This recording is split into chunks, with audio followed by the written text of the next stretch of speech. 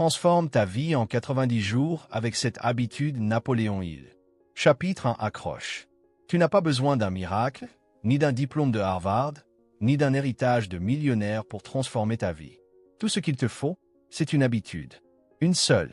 Une que j'ai découverte par accident, en lisant une phrase oubliée dans un vieux livre de Napoléon Hill.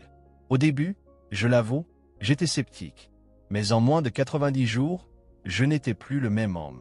J'étais plus calme, plus confiant, plus riche, non seulement dans mon portefeuille, mais surtout dans mon esprit.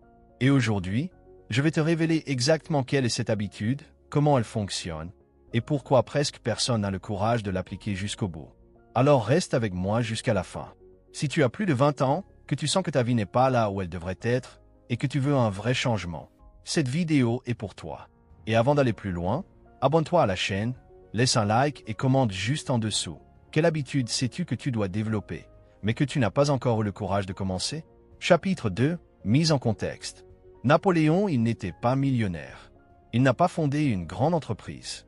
Et pourtant, il a transformé plus de vies que n'importe quel gourou moderne. Pourquoi? Parce qu'il a eu un accès direct à l'esprit des hommes les plus prospères de l'histoire. Andrew Carnegie, Henry Ford, Thomas Edison.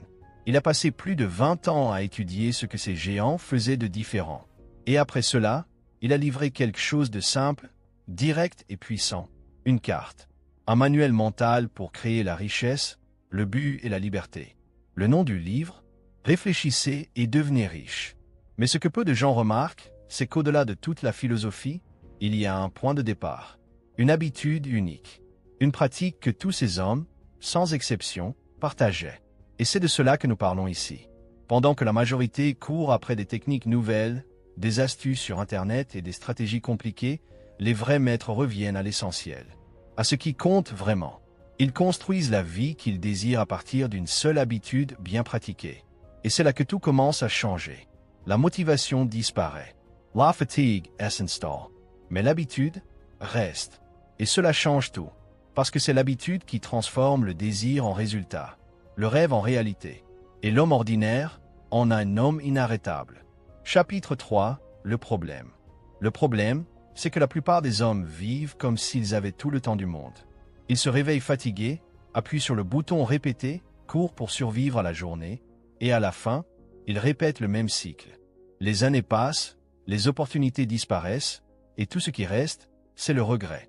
Pas parce qu'ils manquaient de talent, mais parce qu'ils manquaient d'habitude. Ils manquaient de but. Il manquait du courage de faire ce qu'il fallait faire chaque jour, même sans envie. Nous vivons dans un monde de